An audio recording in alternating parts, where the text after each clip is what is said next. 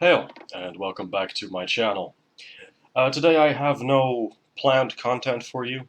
This is going to be a relatively short video. I'm basically winging it. There is no real script to this particular video. I would like to address the issue of the Amazonian rainforest being on fire.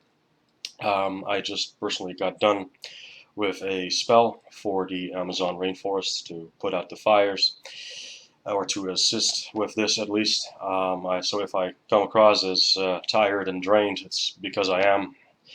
Now, what I would like to discuss in this video, I would like to provide a call to action to my fellow practitioners. There are many incentives, fronts, many individuals and groups who are taking action in the form of magic, because of course my channel is about magic. So I am specifically going to call to you, those of you who are willing and who feel that they are able to perform magic of any sort of magnitude that may be helpful to the Amazonian rainforest fires being extinguished, because of various reasons, of the dangers that it poses, because of well, certain climate impact that the burning of the forest has, the rising of temperature, the release of all sorts of filth and toxins and stuff in the air, and not to mention, of course, the damage that's being done to such a precious area of our beautiful planet. The Amazon is often called the lungs of the world, and it is estimated, I have read at least, now I'm not a biologist, I'm not an expert on such matters, although, I know how to do my research, I suppose, but it is estimated that about 20% of the oxygen that we breathe in on a daily basis comes from the Amazonian rainforest. It is one of our most prominent and, powerful forests currently left standing. So I would like to call any and all practitioners who know how to work magic of a sufficient magnitude, of a skillful nature to perform magic. Again, like I said, if you look online, there are plenty of incentives. There are plenty of initiatives on, you know, social media like Facebook. If you just look around a little bit, perhaps if you are active on Facebook, you'll have seen some of your magic practicing friends, family members, etc. share things on their timeline, or in groups that you perhaps may be a part of, that are planning mass spells with a lot of people across the globe performing magic at the same time. I personally do things my way, because, well, I have the spiritual resources and the know-how to do so. So I prefer working my own kind of magic, my own brand of magic. But that is not to say that I, in any way, shape, or form, of course, think it is lesser, or, in fact, in many ways, it would actually assist greatly if you work together in tandem with a very large group of practitioners, of course, because the power gets combined, it gets properly co-joined so that it gets sent off and does its work, of course. So I would like to call you to action, to take measures to perform magic on the Amazonian rainforest. The goal here is, of course, to put out the fires, to make it rain, to somehow, some way, shape, or form, perhaps even influence governments, agencies, activist groups, etc., to lend help to put out the fires manually, perhaps. Because, believe me, this is, of course, with a large enough spiritual force behind it, possible. It is unlikely that one or even a dozen practitioners can overthrow, the mindset of a government that is not acting, because that is apparently the case of the Brazilian government, is my understanding from my research into this. The president or prime minister or whatever it is of the Brazilian government is not taking any action.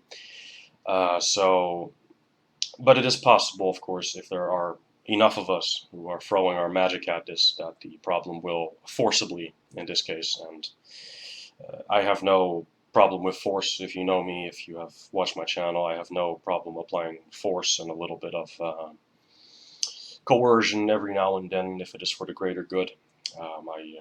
Well, the rule of three is not something that scares me. I don't frankly believe in it. I've never seen the result of it. I've never seen any sort of backlash from it. And certainly, what kind of fucked up universe would punish someone for doing something coercive in order to save a very beautiful portion of our planet? That seems mightily retarded. So please think on that. Look online, you will find plenty of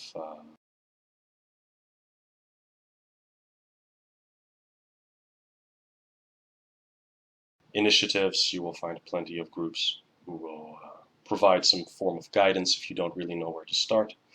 Now, to those of you who work with runes and who may not really know where to start, what I would advise of you as a soon-to-be rune master is use runes that utilize water, air, and earth. If you use fire runes, such as Kanas and Sovilo, the names, of course, vary depending on the kind of runic system that you work with. I work with the Elder Fufark, as you may know. So in my system, the rune that you would be using for fire would be Kanas, or alternatively Sowilo for the sun. However, Sowilo can of course also be used as a energy and victory rune. So if you combine a reverse Kanas with a Sowilo, that could be interpreted as victory over fire. If you call on the elements of water and air to work together, you will use for water the rune, obviously, of Lagus, which is the rune of water. Then you use the runes Raivo and Ewas to represent air travel speed. You are bringing water. You are making sure that water travels swiftly. On top of that, you could use Hagalas. Hagalas is, of course, hail, as in the precipitation, as in the weather. And, of course, Hagalas could be interpreted as disruption. But what is hail but frozen water? So, in other words, that could add to the water rain element. Not only that, Hagalas, being a disruption rune, could be used to disrupt the fires, or to disrupt any and all negative energies that are contributing to the continued existence of the fire. So, combining Hagalas with Raido, Ewas, Lagus, you would basically bring about weather change to facilitate more moisture in the air, more rain, etc., etc. You would bring that to the forests. So what I recommend is that you use Burkano, the earth rune, as a regenerative symbol, because it also stands for the cycle of birth, maturity, old age, death, and then the cycle begins again. In conjunction with Dagas, which is also a rune of transformation and the rune of a new dawn, Burkano could be used as a transformative rune, and in conjunction with all the other runes, you could basically interpret this as, and it depends of course on how you as the practitioner wish to do it. Don't let me prescribe too much for you, but I'm simply explaining some basic runic concepts here. Dagas and Burkano, it is a positive new dawn. It is a new generation, a regeneration for the Amazonian rainforest, because the damage is of course already partially done. So we also do need to insert healing, regenerative energies. So Sowilo, being the sun, is of course a nurturing aspect. And that also means that it can be used to fertilize and nourish and strengthen the trees and other vegetation and animals, etc., that will grow out of the ashes of the burned rainforests. And another thing that I would like to say is that a little while ago, I believe it was about a month ago, an Amazonian tribe went to court and won a court case against big oil, as they call it. In other words, against oil companies. These same oil companies wanted, of course, to have a stake in that particular area of the world. And what a coincidence that this forest is now burning down. We can only wonder what actually caused these fires to get so out of hand. I'm not saying that I know for certain that this is indeed what is going on, but it is a very intriguing theory, I would say. However, do your research, that's all I can say. Whoever the persons are that started this particular fire, whoever out of greed, out of malice, out of a desire to perhaps, because who knows, there are spiritual forces out there who wish to see our planet utterly and completely ruined, which I will be getting into in a minute. But whether the original cause was with man-made greed or with a spiritual agenda of a malicious nature or a combination of the aforementioned, is frankly irrelevant. We have, as human beings, as inhabitants, and as children of this planet, of course, a duty to protect our planet as much as possible. And you as much as I, and I as much as you. And it goes for all of us. Now, I said earlier that there are likely malicious spiritual forces at work. Yes, I am going to be that guy, and yes, I am going to put this forth in conjunction with my often heard complaints against the Abrahamic religions. My complaint here is as follows. Not my complaint, my accusation, I should say. You have to understand, as a practitioner, as a magician, as a shaman, as a witch, whatever you call yourself, that manifestation on a global scale, such as is done by Christianity and Islam, a clamoring for the end of the world, a clamoring for an Armageddon, a clamoring for a deity to come in swooping and saving humanity, quote unquote saving. The Bible in Revelations literally talks about 1/3 of the trees of the world being burned to ash along with all the green grass. Look it up. The Bible talks about angels with trumpets and about the destruction of the planet and the pollution of the planet. You know what happens when millions upon, billions upon billions of people believe in these religions, and when they believe in these religions, they also believe in this doomsday Armageddon scenario. That intent gets put out, and it comes back. It gets reflected back to us. And the more people that start believing that the end is nigh, the more people that start believing that the earth is going to be destroyed. And yes, I am aware. As always, I have to preface this, I don't hate Christians, I don't hate Muslims, I don't hate religious Jews. I pity them. Why? Because they are, unbeknownst to them, a tool of destruction in the hands of the demon Yahweh, Allah. Maybe there are two different entities. I will again, as always, leave that up to you.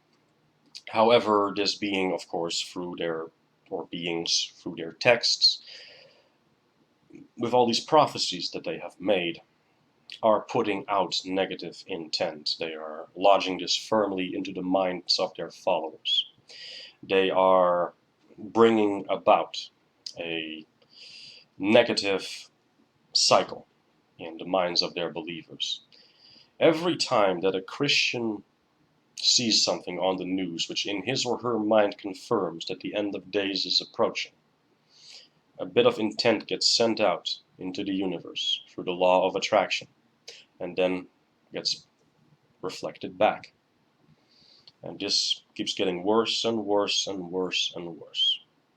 The more people that believe in it, the more people that feed into this web of negativity, the more of a reality that this kind of thing becomes on our planet. Therefore, educate your brothers and sisters. Educate your fellow humans.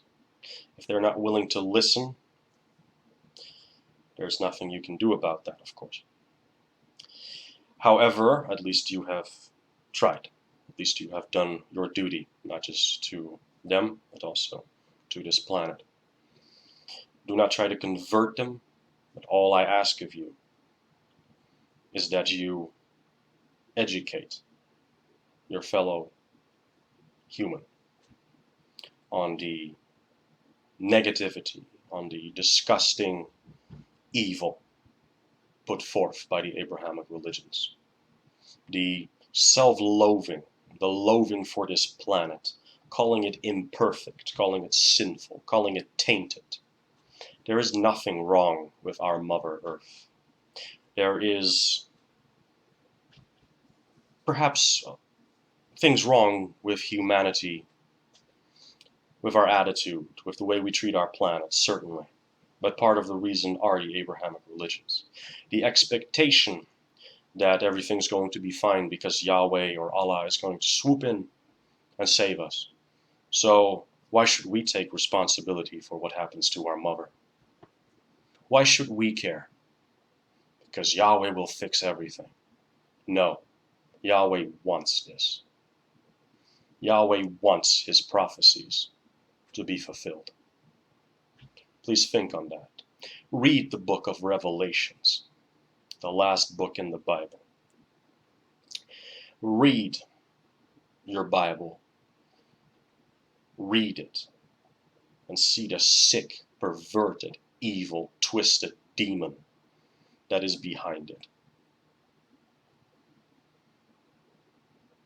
The same deity that punishes his chosen people, as outlined in Deuteronomy and Leviticus,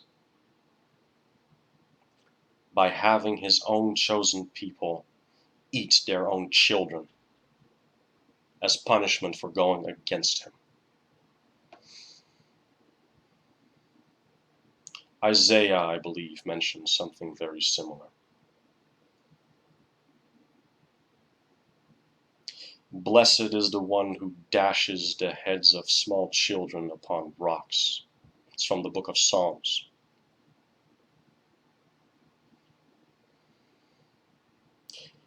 This being is not here for our benefit. This being needs to be removed from our planet. It needs to be removed from our human psyche. This evil, sick Yahweh Yodabalth, this evil, twisted, corrupted demon that infects our planet and our human condition like a virus. Educate yourself on who he truly is, where he actually comes from, and what his actual intent for us is. And then I'm not even talking about his supposed angels, about his supposed dead followers who are sainted. There are many, many secrets that most people don't know about Yahweh. And I guarantee you, you will not like what you find when you uncover the truth. When you strip away all the Christian ties and veils and mysteries, and all the filthy attachments and spirits that pose as angels of light that are forced upon you the moment that you dunk your body in that water to get baptized. You have no idea how deep this goes. And if I sound like a madman, again I would say, read your Bible. Read the book of Revelation, and then come back to me and tell me, who really is the madman? Is that the kind of world that you want? Drones upon drones of identical creatures standing in front of a psychopath, giving him praise day and night. Over what? destroying the very planet that gave birth to us. This is what Yahweh wants. Read Revelations. Read it with an open mind. Read it outside of the context of your brainwashed Judeo-Christian background. Yahweh is not the good guy. He is the devil. Hell.